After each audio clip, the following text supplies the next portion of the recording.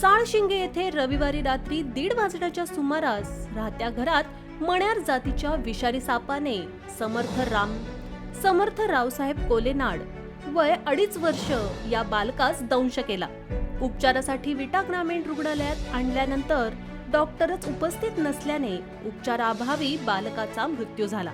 घटनेनंतर सोमवारी रात्री 9 वाजता संतप्त नातेवाईकांसह नागरिकांनी ग्रामीण रुग्णालयात डॉक्टरांना घेराव घातला.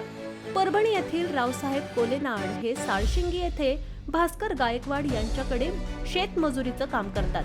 रविवारी रात्री जेवण करून झोपी गेल्यानंतर त्यांचा 2.5 वर्षाचा मुलगा समर्थ यास मध्यरात्री मण्यार जातीच्या सापाने दंश केला.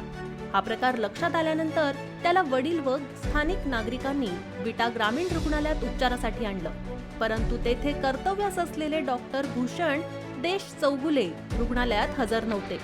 त्यामुळे पूनम म्हेत्रे नामक परिचारिकेने समर्थ यास तातडीने मिरज शासकीय रुग्णालयात हलवण्याचा सल्ला दिला. खासगी रुग्णवाहिकेतून समर्थला मिरजेला पाठवण्यात आलं. तोपर्यंत समर्थवर प्राथमिक उपचारही झाले नाहीत. मात्र उपचारासाठी घेऊन जाणारी रुग्णवाहिका तासगाव येथे बंद पडल्याने रुग्णालयात पोहोचण्यास आणखी पाऊण तासाचा वेळ गेला. या सर्व कालावधीत समर्थ याचा उपचाराअभावी मृत्यू झाला.